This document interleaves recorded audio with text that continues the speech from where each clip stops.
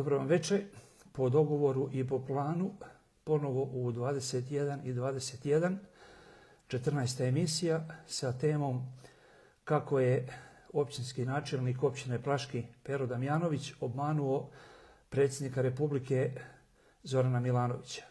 Prije nego što uđem u samu temu, reći ću dve, tri stvari koje inače nisam ovih večeri govorio. Znači prvo, sve ove emisije su amaterske kvalitete zato što ih radim isključivo ja samostalno i bez bilo kakvog nalogodavca ili sponzora, da se ne bi špekulisalo, pošto je bilo poruka na Facebooku na tu temu. Znači ovo je djelo Ilije Gaćiše. Iza toga ja stojim sa mojim imenom, prezimenom i građanskom odgovornosti. Dakle, sve što bude u korist zajednice ili protiv mene, tu sam sa kompletnim, znači, mojim bićem da zaštitim istinu i pravdu kao što sam se za nju borio cijelog mog života. Pozdravljam sve još jednom. Tema je preozbiljna i za večeras sam morao da pripremim određenu vrstu podsjetnika jer bi želio što više da prenesem i da bude što konkretnije, što konciznije, a ujedno i da u slučaju bilo kakvih reklamacija trećih lica kojih može biti, da je meni lakše da branim tezu zašto sam nešto rekao. Dakle, nemojte zamjeriti što ću se malo služiti sa mojim rukopisom, ali u svakom slučaju video će ići u komadu bez puno zastajkivanja. Znači, kao što sam već rekao, večerašnja tema o kojoj želim govoriti je kako je naš lokalni načelnik stavio sebe u poziciju Boga i stvorio je jednu osjećaj na domaćem terenu i kod onih koji podržavaju njegov rad, što je legitimno, i kod onih koji smatraju da ne radi dobro. Znači i jedni i drugi su ubijeđeni da dotični gospodin ima punu zaštitu, znači prvog čovjeka države, ako govorimo o organizaciji, znači predsjednik države ili premijer, nije to velika razlika, međutim u ovom slučaju tema je znači podrška navodna predsjednika Republike gospodina Zorana Milanovića. Nadam se da ću u ovome znači videu u kom ima po meni dosta interesantnih informacija, da će ga pregledati barem netko i iz predsjednikovog ureda ili iz sjedišta vlade, iz županije, i znači medijskih kuća, humanitarnih organizacija, veleposlanstava i svih ostalih znači institucija koje mogu da pokažu interes kad se govori o temi neke društvene zajednice, odnosa na terenu, realne slike, problema, šansi i tako dalje. Znači, činjenica je, to nitko ne osporava, da je općina Plaški i njeni građani imala čast da ugosti predsjednika Republike u 3 ili 4 navrata. Tu je bilo nešto i službenih posjeta, nešto je bilo predizbornih, međutim nema veze. Predsjednik je došao u Plaški u koji je rijetko kad dolazio neki znači zvaničnik iz tog ranga.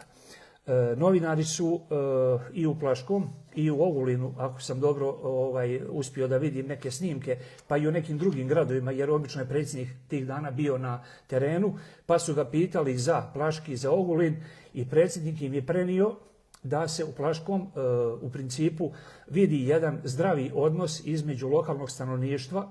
Kad kažem lokalnog, lokalni su i Srbi, lokalni su i Hrvati, jer ako netko živi u Plaškom 5, 10, 15, 20, 30 godina, kako se on može smatrati da je od nekuda, a mnoga djeca su već rođena tu, što sam govorio u mojim video snimcima, u onim emisijama koje su bile čisto gospodarske. Dakle, kad kaže se život ili suživot, ljepše je reći život. I to je poruka koja je otišla u eter, koju su ljudi čuli, i to je znači jedna strana medalje, to je jedna strana istine. Međutim, isto tako, često se čuje na medijima, što je potpuno istinito, da je Hrvatska nastala na temeljima antifašizma i antifašističke borbe. Ja ovom prilikom želim da podsjetim sve ljude koji će čuti ovaj video da je kruna tog procesa antifašističke borbe se desila u Plaškom 1943. godine, kada je održano drugo zasjedanje, znate svi, međutim ponovit ću radi istine, znači na tom zasjedanju kojega je predvodio Vladimir Nazor, donešene su i potvrđene odluke tadašnjeg oblika, znači pravno-formalne vlasti na teritorijama koje je kontrolirala znači narodno-oslobodilačke jedinice i već kako se zvalo antifašistička borba, da se znači Istra, otoci, Dalmacija, Zadar i tako dalje pridruže matici zemlji i koliko ja znam te granice vrijede i danas. Znači, Plaški je jedno od najznačajnijih mjesta u hrvatskoj povijesti u zadnjih 100 godina. Za ranije ne bi se upuštao, nisam se pripremio. Sad, pokušajte da se vratite u 1943. godinu. 2 godine rata, znači nigdje rat nije dobro donio i ni u jednoj kući nije bilo blagostanja. Međutim, gdje su ti vijećnici spavali 3-4 dana ili 5, već koliko su došli, otkud su dolazili, jer nisu vijećnici bili iz Lapta, iz Janja Gore i iz Kunića, nego su bili sa svih teritorija Hrvatske iz kojih se tada moglo doći do Plaškog. I oni su bili smješteni u kućama, vjerovatno, naših domaćina, ljudi koji su tu živjeli. To su sada djedovi, odnosno više već i pradjedovi ljudi koji danas žive u Plaškom. Znači, ako je u novijoj povijesti nesretni rat 90-ih napravio ozbiljne mrlje u međuljudskim odnosima, imamo li pravo da poništimo sve što je bilo dobro u onim svim dešavanjima, znači kad je stvarana prošla država, u njoj je stvarana i Hrvatska. Znači, zašto ovo govorim? Govorim zato što je ovaj večerašnji video nastao totalno neplanski i to ću se u nastavku osvrnuti kako i zašto. Znači, ja sam u Plaškom od 67. godine, donijeli su me skoro u naramku. Moja majka iz Blata.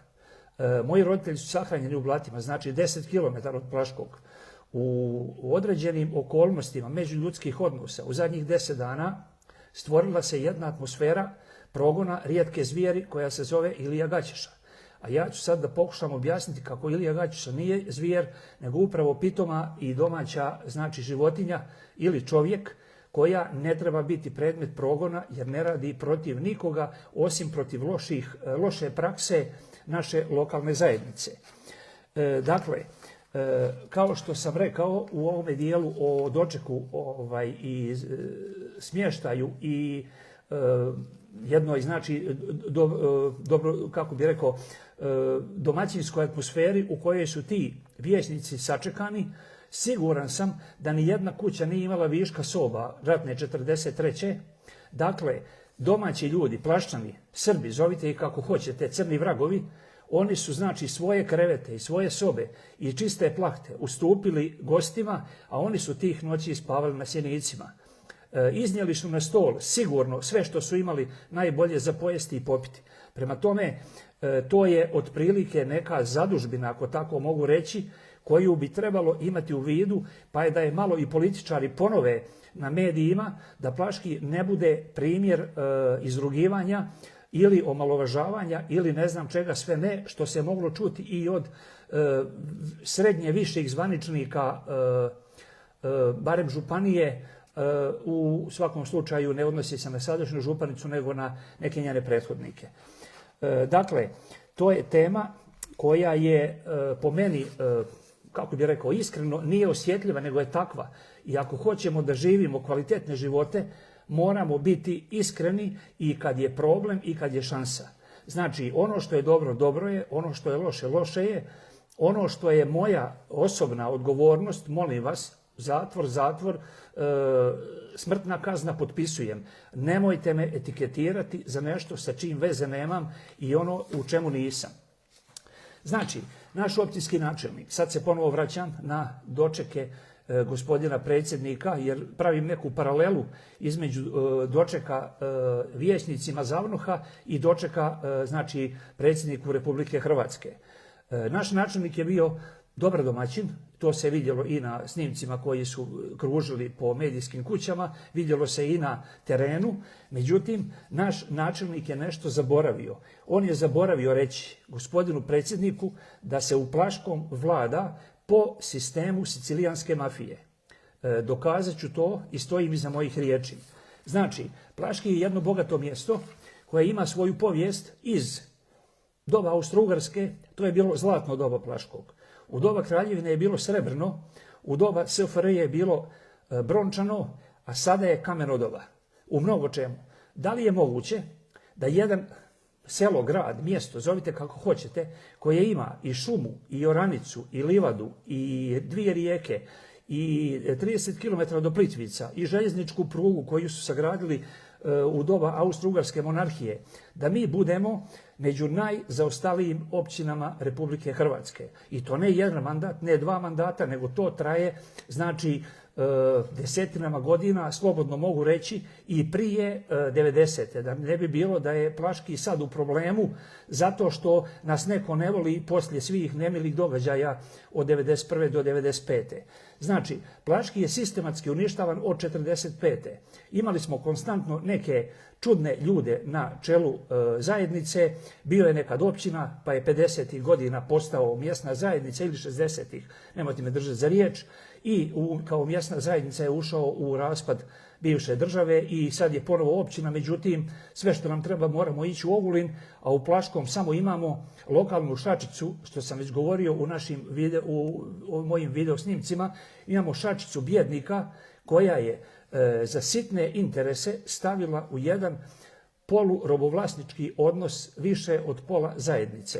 Znači, objasnit ću, odnosno pokušat ću da objasnim mojim riječima, vi, nema jesam li tako rekao, snimka ide uživo, znači sve što bude protiv bilo koga da sam lagao i oskrnavio nečiji ugled, molim vas, nek se ne izrezuje, nego samo kažite od kog do kog minuta i sekunde je Ilija Gaćeša izrekao neistinu.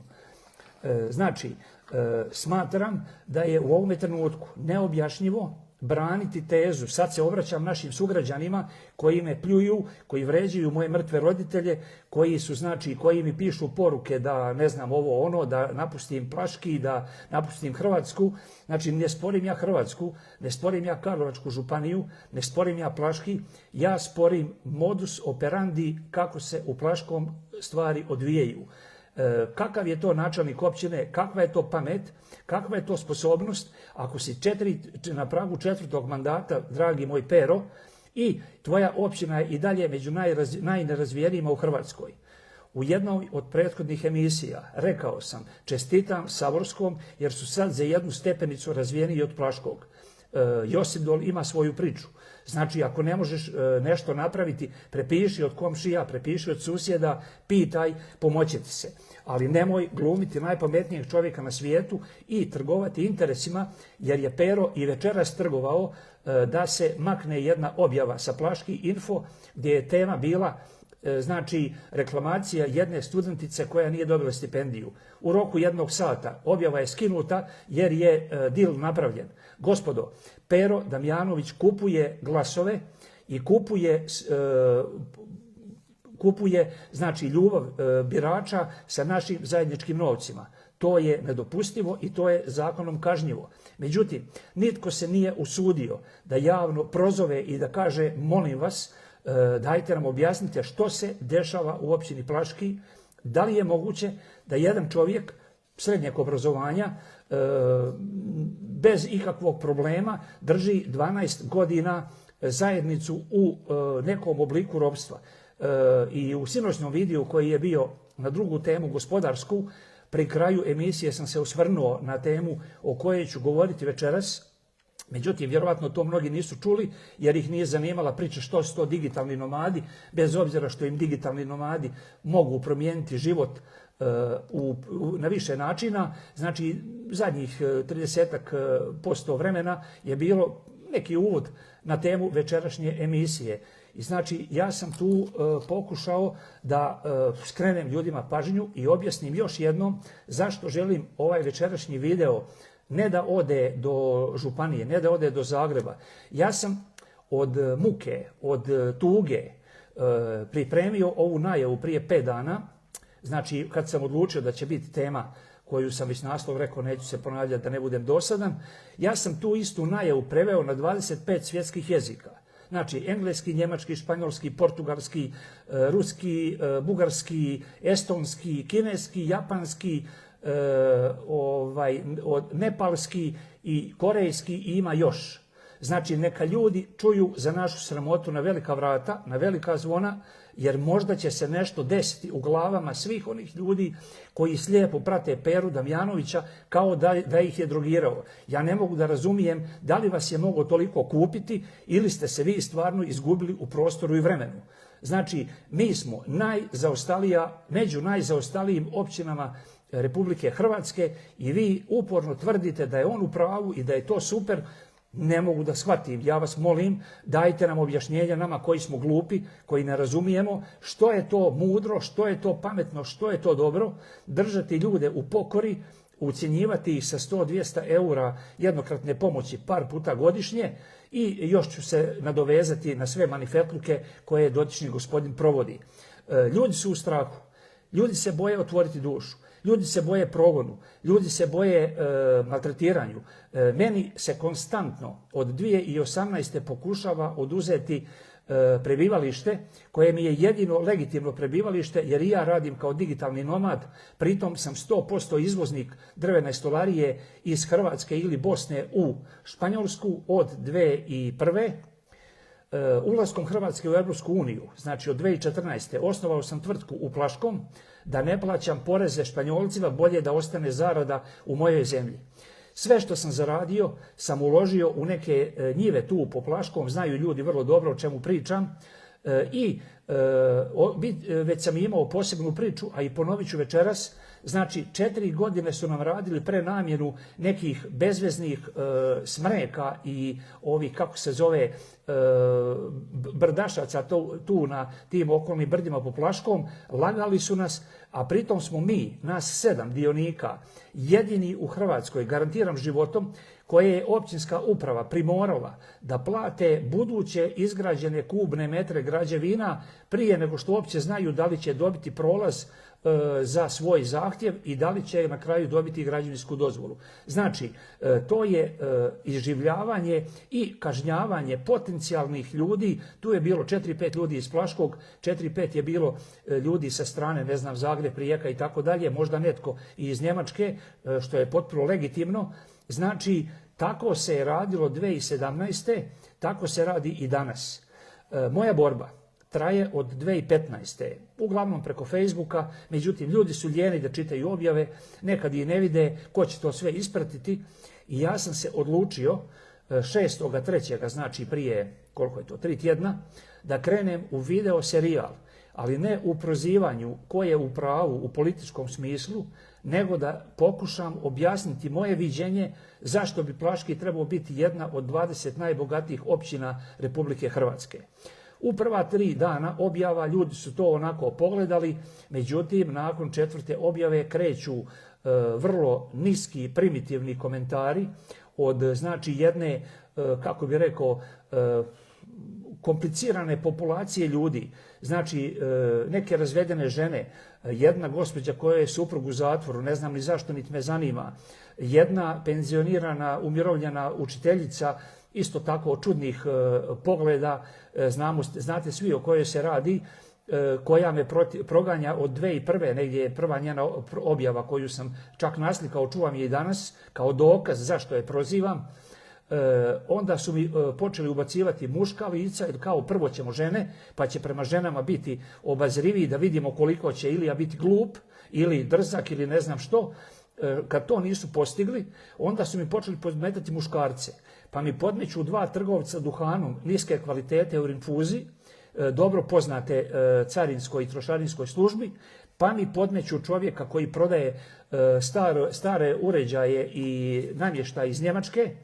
Možda on to radi maksimalno legalno, međutim on vozi staru robu, a ja izvozim u Španjolsku za najprestižnije objekte drvenu stolariju, o čemu mogu da napravim poseban video, čisto da prezentiram sebe. Znači i tvrtku i brend koji stvaram 20 godina. Po mom imenu se pljuje. Umjesto da se pita, dobro čovječe, znamo da si negdje po svijetu već godinama sa masom iskustva i dobrog i lošega, hajde da vidimo kako da nešto napravimo bolje. Međutim, nema ništa od boljitka.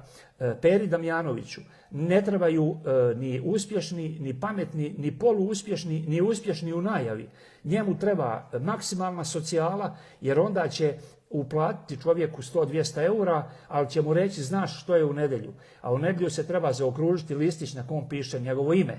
To je znači činjenica i slobodno me tužite ako lažem. U nastavku, dakle, dotakao sam se te teme. Sad, da vidim samo, u trenutku mog 4., 5. podcasta, kad je već krenula, kad se vidjelo da imam vrlo široke teme i ljudi su određeni sa oduševljenjem komentirali to o čemu smo pričali, sad već počinje problem jer Ilija Gaćeša buni kokošinjac. A kako buniti kokošinjac 2 mjeseca prije izbora odoše sva ona prava i prinadležnosti koja imamo ne Pero samo, nego cijela njegova ekipa koja mu drži ljestve. I u jednom trenutku meni dolazi otvorena prijetnja na moj Facebook profil gdje mi čovjek kaže ja sam ti susjed, to sam ja, moj prozor je do tvoga i sad znači Ilija Gaćeša razmišljaj šta može biti sljedeće.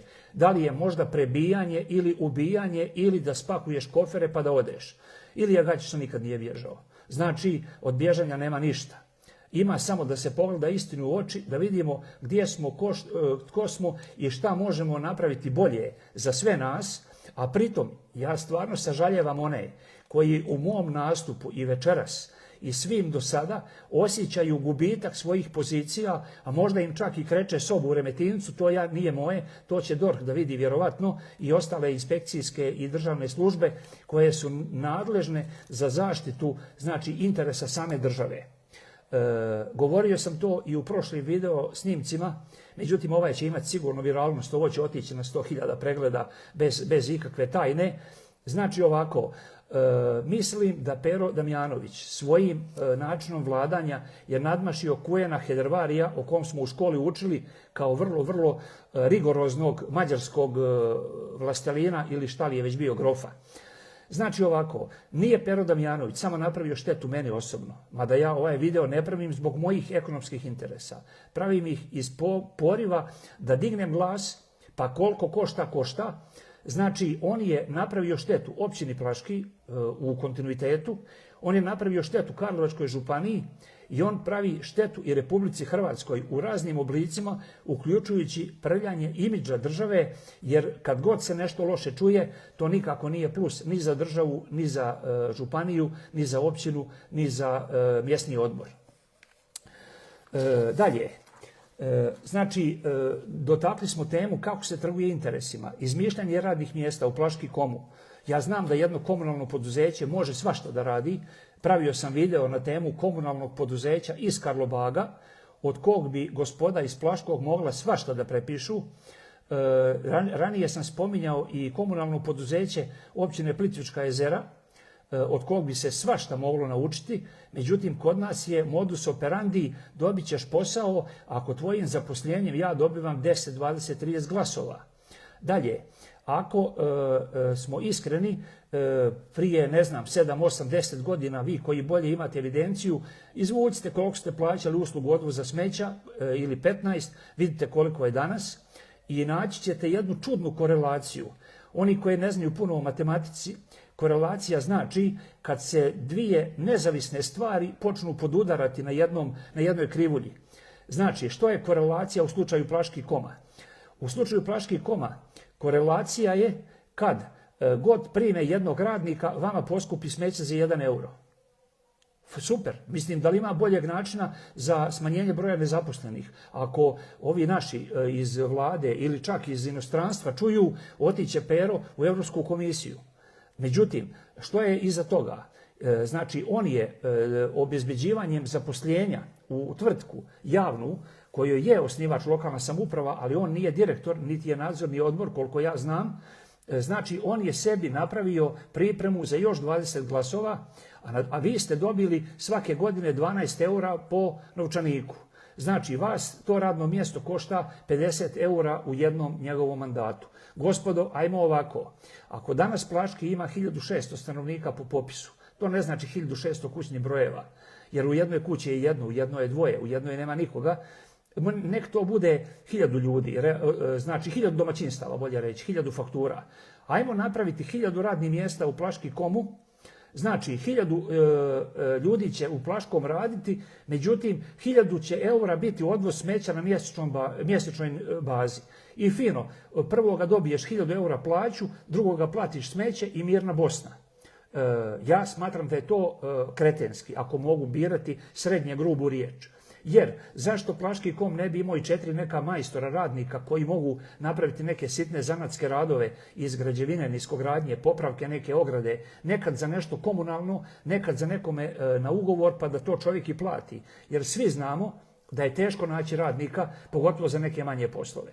Međutim, nije njima cilj da oni rade, njima je cilj da dobiju plaću, njima je cilj da dobiju glasove, a vi, gospodo, izvolite plaćati.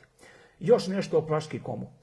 Ja ne znam koliko je normalno da u jednom mjesečnom računu paušal bude 80%, a realni odvoz smeća 20%.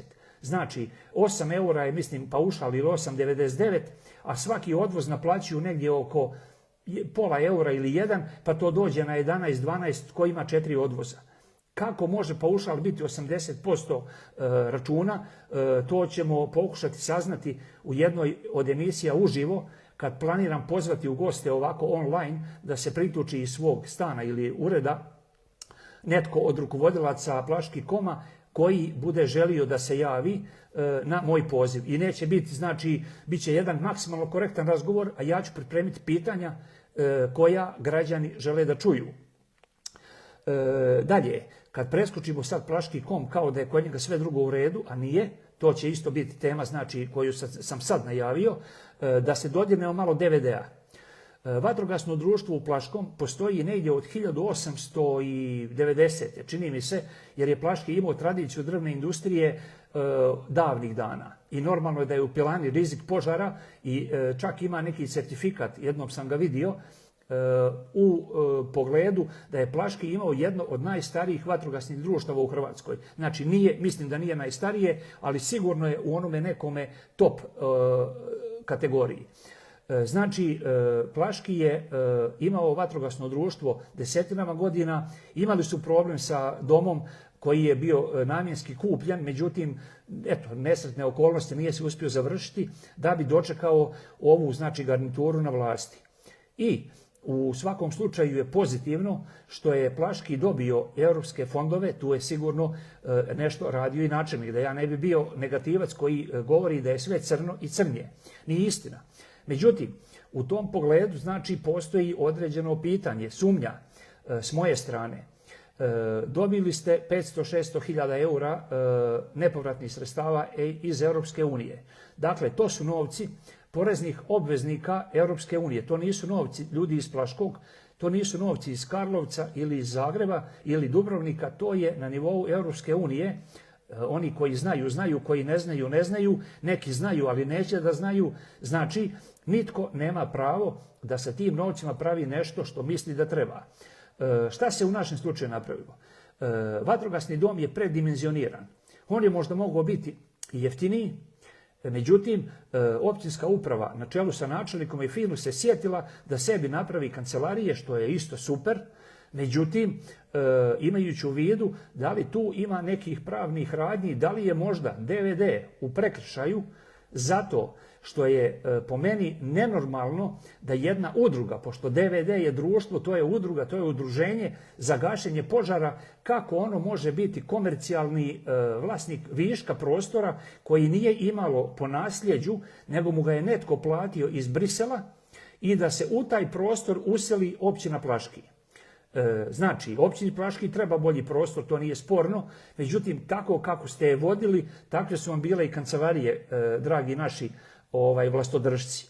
I sada, kad je, znači, to kako je, ja jedanput pogledam na webu od općine Plaški, piše broj 5, a zgrada vatrogasna je na broju 16.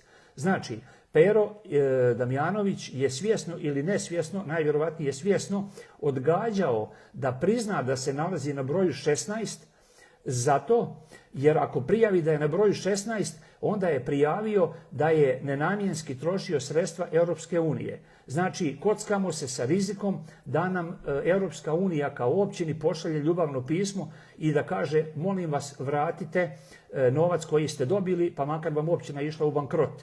Međutim, da je u tom slučaju on napravio neku priliku gdje će se zaposliti realna radna mjesta, pa da neko kaže ovo je rizik koji ima smisla i može biti dugoročno opravdan, znači oni su sebe fino udomili. To je kad pričamo o trošenju europskog novca. Prije općine prvo su kupili grijanje na pelet da Veljko Vezmar Švelo, da mu bude ugodnije u čitaonici i da ne mora ložiti i bacati pepeo jer stisneš dugme od kuće i pelet se pali. Onda su sredili dom Zavnoha o kom sam pričao i Pero se hvalio 6 godina kako je promijenio stolice. I ljudi to gutaju kao ne znam, najslađiji komad janjetine, znači prozori, krov, pa u krug. I sad je mrtvačnica već 3. mandat, još nije gotova, vjerovatno ćemo dobiti i krematorij. Oprostite ako sam malo sarkastičan, katoličko groblje također, koje su ljudima obećavali i obećavaju, da li je moguće da se nije moglo riješiti na 2., 3., 5. način, međutim, obećavanje koje se ne završava. Znači, da li je moguće da se to ne može završiti 15 godina kao da smo u Njujorku i da tražimo lokaciju za groblje u onome parku Central, ili je to neka opet manipulacija, međutim, zašto Pero ne izvršava? Da bi ti imao što obećati u varijanti bit će uskličnik. E sad, kad smo to prošli, da vidimo što još da vam kažem na temu brzog interneta ili internet povezivanja. Bio sam po Hrvatskoj u nekim gradovima, uključujući u Gračacu, godinu i pol prije Plaškog su dobili ovaj besplatni internet u centralnoj zoni mjesta, grada, kako hoćete, sela. Znači, mi smo imali isto tako odobren projekat i odobrene novce. Pero nije htio da ga potpiše godinu dana. To mi je rekao Ivan Šego. Ivan će to potvrditi jer nema razloga čovjek da laže.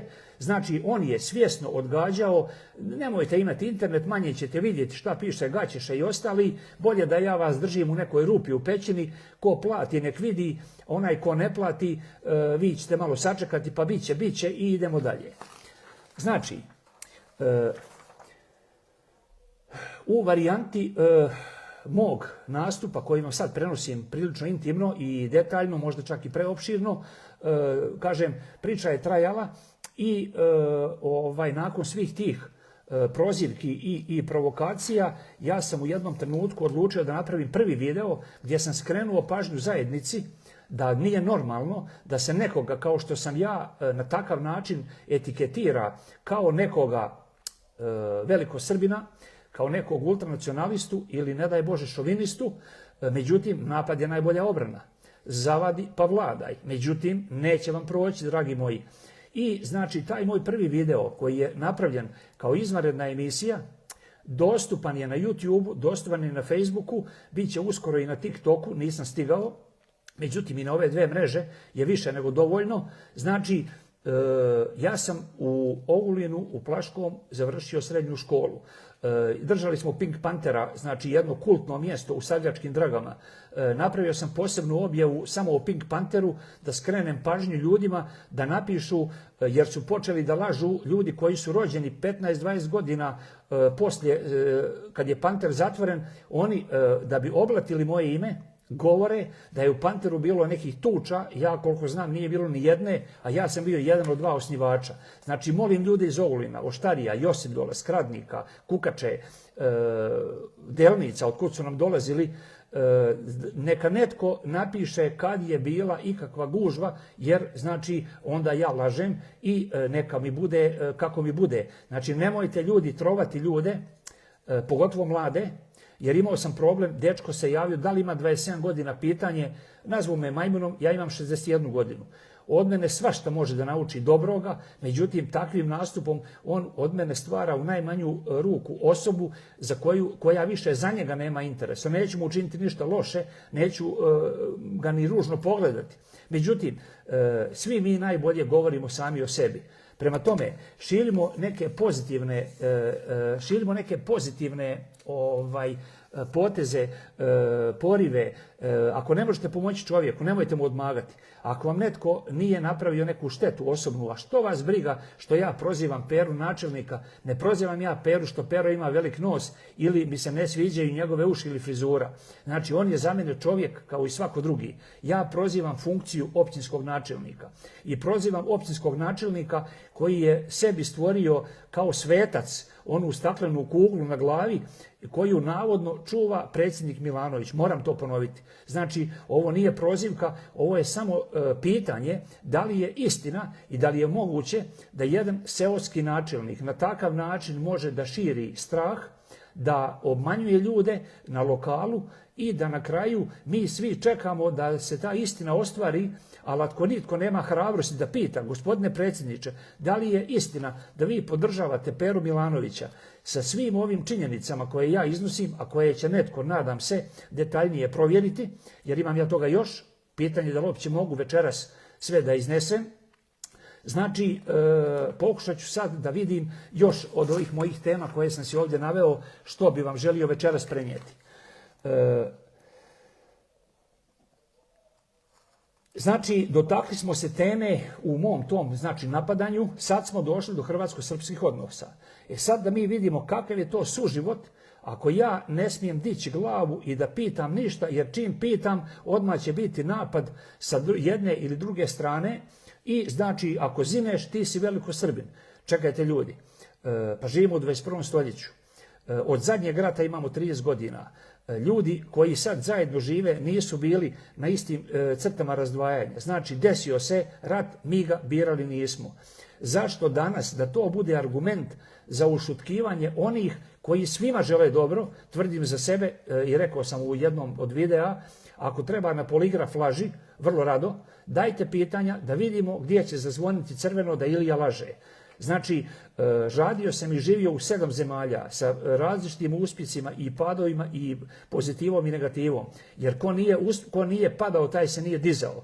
A najjača je fora ovih specijalaca opće prakse koji sve znaju, ali u životu nikad ništa pokušali nisu, ali znaju da mi ne znamo, da mi ne možemo, da smo mi neki sumnjivi ljudi ili ne znam šta sve. Ne samo ja, nego čim vidite da netko nešto radi, odmah je problem. Pogotovo ako radi legalno, jer ako radi ispod žita, onda je to opće prihvatljivo.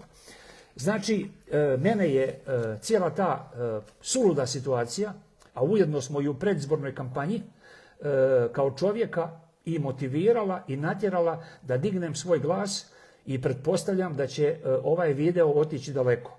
Znači, možda će se u 3% ljudskih glava koje nas okružuju promijeniti stav sa lošijega na bolje ili sa boljega na još bolje.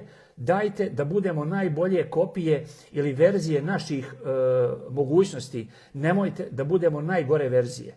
Znači, ja da sam načelnik općine 3 mandata i da imam ona sva stakla na staroj učioni razbijena, davno bi naručio kod staklara da mi napravi staklo izolirano, ono ne izo, nego koje ima 2 šajbe po 6 mm, koje se od ovih malih vandala ne može sačuvati ako je obično, a problem je njihov što ih ni škola, ni crkva, ni kuća, ni ulica, ni znači društvo nije pokušalo usmjeriti, nemojte djecu to razbijeti, to je ružno. Znači, kroz naše mjesto prolaze neki ljudi koji tu ne žive, kad vide razbijena stakla na ovoj školi ili na bilo kojoj zgradi, to je isto kao da su razbijena na tvojoj kući. Pa ako toliko voliš razbijeti, aj prvo razbij svoje prozore, pa onda dođi razbiti ove. I kad bi se to reklo djetetu, on bi rekao, pa vi ste u pravu, Čiko, izvinite, oprostite, ja sam se stvarno zaigrao, imali smo neku drugu viziju, međutim, mi više nećemo razbijeti stakla. Tako da, znači, mladi ljudi se rađaju bez uputstva za upotrebu. Beba ne zna ništa. Prvo je učite da hoda, pa je učite da govori, pa je onda učite da je pec. I znači onda bi isto trebalo da se uči i da je mržnja pec. A kad pročitam komentare naših sugrađana, ja se pitam da li sanjam. Otkud toliko mržnje, otkud toliko zavisti, otkud toliko bolesti u pojedincima koji neosnovano u ovome trenutku nasreću na mene kao one bijesne hijene kad vidite u onim zoofilmovima kad hoće da savladaju jednu životinju koja je nekad se i obrani, ali najčešće ne. Znači, ja sam izložen napadima hijena u ljudskom obliku, jer kad vidite čovjeka, očekujete da je čovjek, može biti bolji i lošiji, ali valjda je čovjek.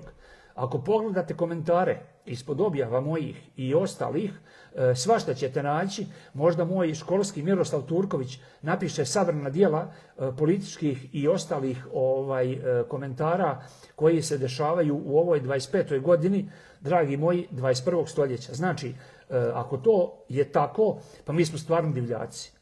Sad, ako netko smatra da nije divljak, ja vas molim, pokušajte na ljudski način podići glas protiv divljaka. Možda i njima bude neprijatno kad shvate da su prešli žutu liniju. Dajte da gradimo bolju zajednicu.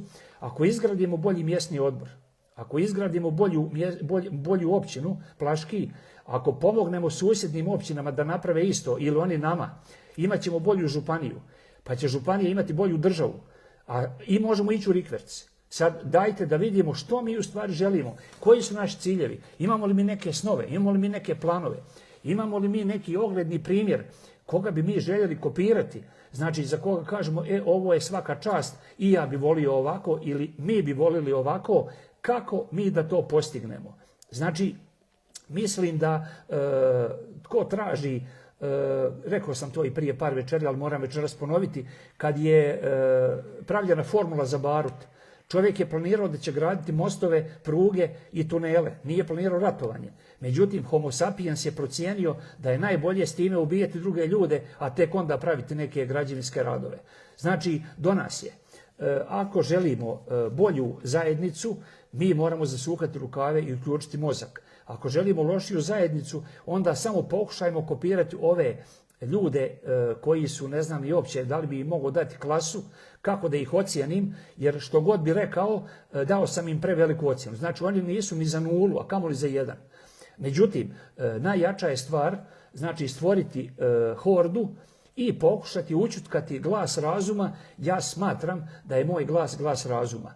Da li su moji danas privatni rezultati maksimalno dobri, da li nisu? Uvijek može bolje, uvijek može gore. Možda sam sretan što nemam djece, jer kad vidim što rade i kako rade mladi ljudi i što rade stari ljudi od svoje djece, možda mi je to sreća što nemam djecu. Tako da nemojte mi praviti komentare ko se oženio, ko se nije oženio. Treba dočekati sudnji dan da vidimo ko ima više, ko ima manje sreće sa svim onim što je radio, kako je radio i za koga je radio. Dakle, jedno od mojih temeljnih pitanja je, sa tim ću sad pokušati preći na nastavak teme, da li je istina da predsjednik Milanović podržava i štiti znači našega načelnika, da on može da radi od ljudi i sa ljudima sve ovo što sam već naveo i sve ono što ću navesti u nastavku. Imao sam prilike, odnosno i svi ste vi to mogli vidjeti, sad da bi potvrdio ovu tezu da sigurno gospodin Milanović neće dozvoliti da se njegovim imenom i ugledom manipulira, pogotovo ne od jednog seoskog načelnika, ne sa poniženjem, nego to je činjenica. Znači, bili ste svjedoci onih video prozivki kad novinari kao isto hijene napadaju čovjeka za svašta, gdje on niti može niti ima uticaja, kako njegov prijatelj na crno gradi negdje dolje u Dalmaciji neku vilu uz more. Pritom se radi, koliko sam razumio, o čovjeku koji ima čak preko 80 godina. I gospodin predsjednik je rekao da ga je začudila činjenica, znajući kvalitete tog čovjeka, zašto se odlučio u taj poduhvat.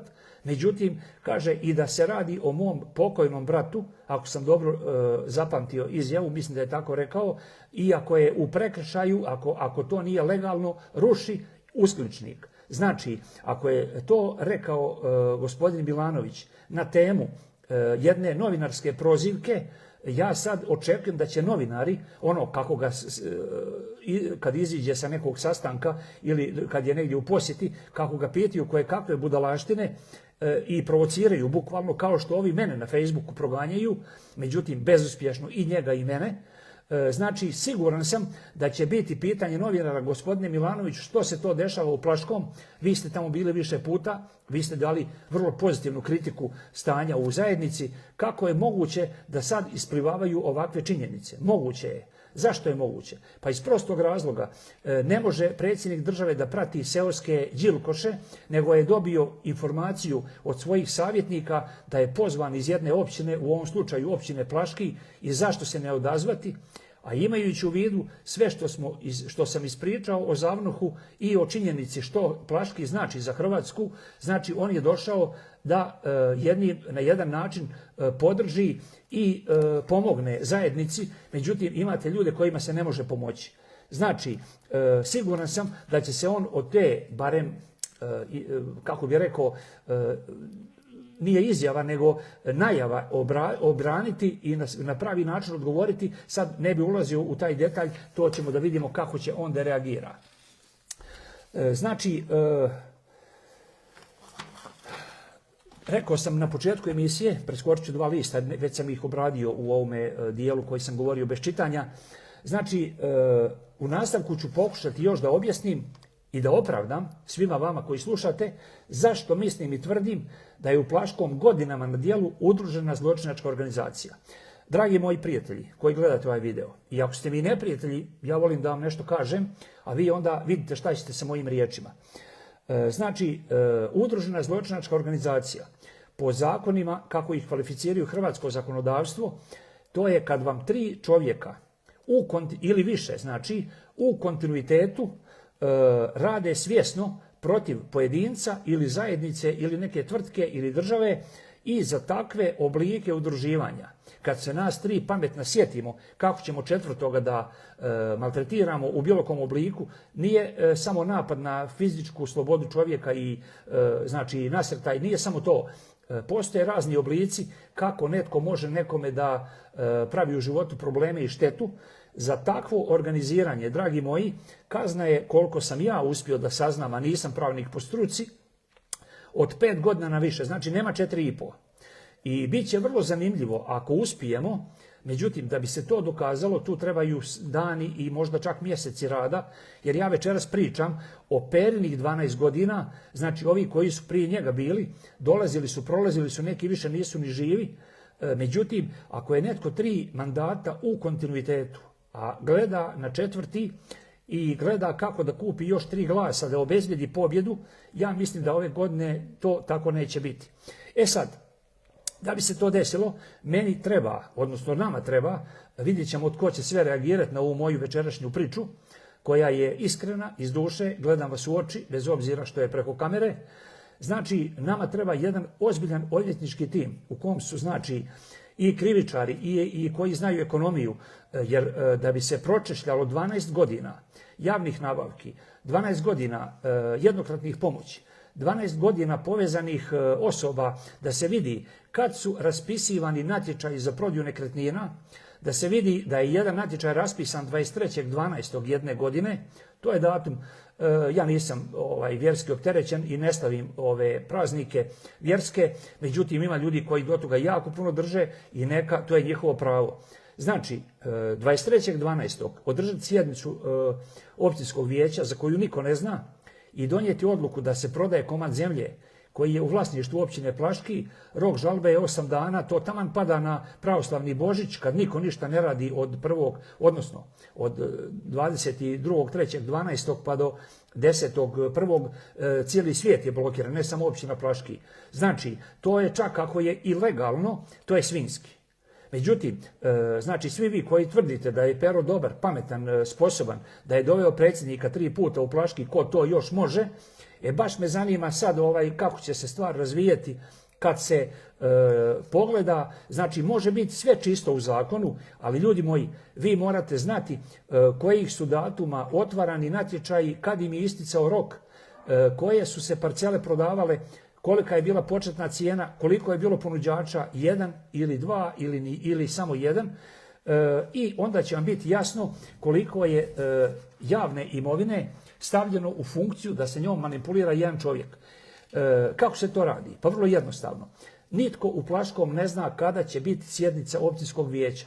Na sjednici općinskog vijeća se donose odluke koje su izvršne i obavezujuće i one daju legitimitet općinskom načelniku da raspiše natječaj za prodaju zemljišta, za prijem u radni odnos, za objavu početka bilo koje znači djelatnosti uključujući za promjenu prostornog plana i tako dalje.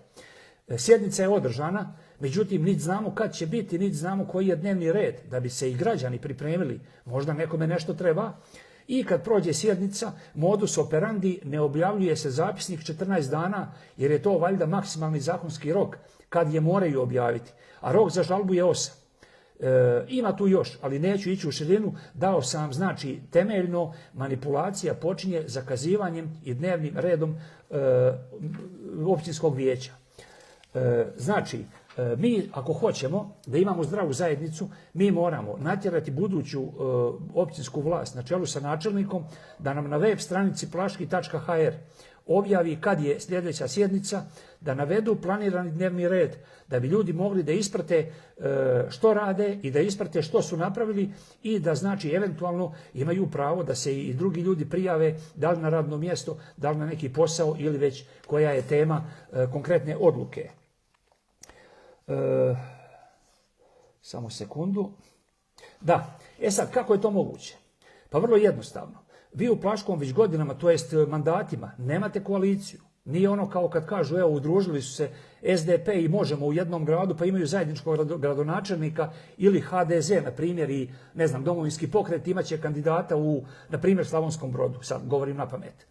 U Plaškom vam je koalicija, znači sve srpske stranke, SDP i HDZ su zajedno. Za znači stranke DP i HSP ne smijem ništa reći, nemam informaciju da su sa njima, međutim u manjini su tako da ne mogu ništa da promijenu. Znači, modus operandi, ja se tebi neću miješati u ovo, a ti ćeš meni napraviti ono. Konkretno, u prošlim izborima mislim da su bili Plenković premijer i Kolinda predsjednica, ili pretprošlima, tako je nešto bilo, sad nemojte me uzeti za riječ, previše je podataka, negdje se i ja moram izgubiti koliko god hoću biti konkretan, i oni nemaju kandidata za, pretprošli, tako je, 2017. je to bila, oni nemaju, HDZ u Plaškom nema kandidata za općinskog načelnika. Znači imamo jednog seoskog načelnika, treba nam drugi. Međutim, HDZ velikodušno ostavlja prostor, a znači u tom trenutku Pero je već na jednom mandatu i sad se sprema na drugi. Na tim izborima on je imao trojanskog konja za protivnika, za kog su svi znali da ne može pobijediti, da bi mu utvrdio pobjedu. Znači, to nije moglo proći bez podrške HDZ-a. Ako neko može da mi dokaže, ja sam išao u matematičku gimnaziju, imali smo tjedno 7 sati matematike, 5 sati fizike i 5 sati informatike. Sve je to neki bio račun i kalkulacija. Plus statistiku ne računam. Dakle, objasnite mi kako je moguće da u jednom mjestu u kom je cirka 50-50 odnos broja stanovnika, malo će HDZ dobiti glasova od Srba i malo će SDP dobiti od Hrvata, to se zna, ali nije isključivo. Međutim, neka bude i 25% oni koji su određeni kao birači jednog i drugog. Znači, ti bi ljudi imali neku snagu na svom biralištu, međutim, njihova stranka im nije dala kandidata, što je ponižavajuće od HDZ-a za birače HDZ-a. I onda su oni glasali ili za Peru ili nisu išli na izbore, zavisi kako je ko odlučio. Znači, što znači višestranačje u Plaškom? Višestranačje u Plaškom znači samo jedan paravan, jednu dimnu zavjesu. Mi ćemo tu malo glumiti Srbe, mi malo glumimo SDP, socijaliste, mi malo glumimo HDZ i međutim kad treba da podijelimo interese i radna mjesta, tu znamo kako ćemo i tu nam niko ne može ući u prostor kazneni, znači to je naše i kao činjenica toga, znači imate načelnika općine iz SDP-a, formalno SDP-a, on to uopće nije, međutim glumi, a imate predsjednika vijeća iz HDZ-a.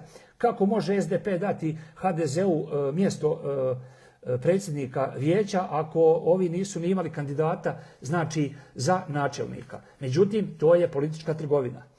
I sad, znači sve se radi po sistemu klijentalizma, trgovine interesima i zavisi, imate 3-4 nivoa. Nekoga zatvarate sa više, nekoga sa manje. Međutim, imate čak i ponuda nekim ljudima koji nešto vrijede na županijskom nivou, nudi im se mjesečno 100-200 eura u mandatu 4 godine kao jedan ugovor o konzaltingu ako pokušaju pomoći Peri da se spreči Izidoru da pobjedi.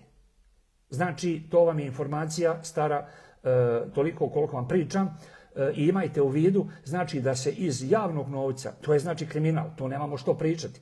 Međutim, pretpostavljam da ta osoba to neće prihvatiti, pa tako nije ni važno kome je nuđeno, ali ako je nuđeno jednom, nuđeno je 10-torici, nuđeno je 20-torici.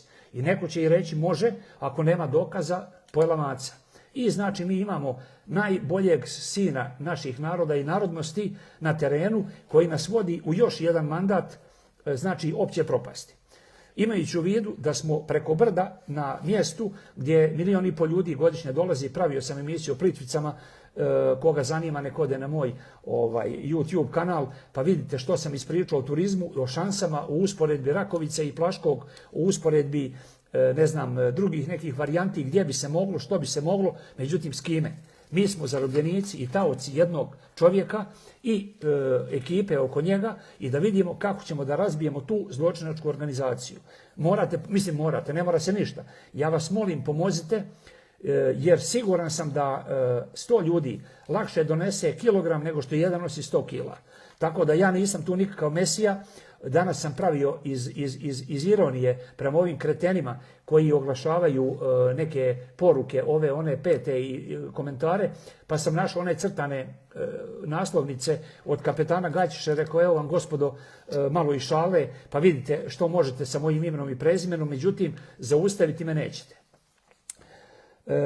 Nekretnine sam spomenuo, znači dalje natječaji uglavnom se rade znači za ove varijante arkada i slično, to ide na one iznose za koje ne treba da se pravi javno, nego može ići pozivno ili direktno ugovaranje i onda se asfaltira put 50 metara ispred kuće osobe A jer je podobna, onda 100 metara ne može zato što je nepodobna, pa onda 50 može. Znači te firme i ne samo arkada koje su asfaltirale po Plaškom u zadnjih 20 godina, oni se vjerojatno krste i lijevom i desnom rukom kad vide što se od njih traži. Da onu tešku mehanizaciju seljakaju iz Drlića u Kunić, iz Kunića u Janja Goru, iz Janja Gore u Latin, jer više su potrošili goriva i vremena i radnih sati na prevoženje opreme nego što su realno asfaltirali. Međutim, na takav način se dobije 50 glasova, možda i 100. I sad, da li je to trgovina interesima? Jeste. Ima još. U tim istim asfaltiranjima, to je bilo prije 5-6 godina, možda čak i više, možda je čak već i u zastari, oni su asfaltirali 5-6 dvorišta ljudima privatno i to će oni kao platiti. Međutim, nisu platili sutra, nisu platili za mjesec dana. Plaćali su 6 mjeseci nakon izvedenih radova kad je sve prošlo, sve se zaboravilo i znači oni su te novce, koliko sam čuo, nemam dokaze materijalne, ali netko će možda i posvjedočiti, oni su to platili u gotovini, R1 nema, pojela maca. Da li su ti novci možda korišteni za podmićivanje na izborima, jer znamo da koverte kruže i po nekim zajednicama i po nekim direktno znači ciljnim grupama koje se želi animirati da budu tvrdo za opciju Pero Damjanović najbolje na svijetu, najveći skojevac kakvog majka rodila nije, međutim u kombinaciji sa svima samo da zadrži vlast. Ja za večeras imam još, međutim to je nemoguće završiti, staćemo sada i sutra na večer ćemo imati drugi dio ove emisije, znači ponovo u 9:21. Ovaj video će biti za možda sat vremena dostupan i na YouTube-u. Molim vas, podijelite ga, molim vas neka se svatko izjasni koga sam povredio, neka donese dokaze da lažem i nek mi pošalje znači prijavu pa ćemo da vidimo što dalje, a ja ću još za sutra pripremiti nastavak, tako da vam se zahvaljujem za sve vrijeme izdvojeno za praćenje ovoga mog baš onako detaljnog izlaganja i znači sutra večer se vidimo, hvala vam još jednom i laka vam noć.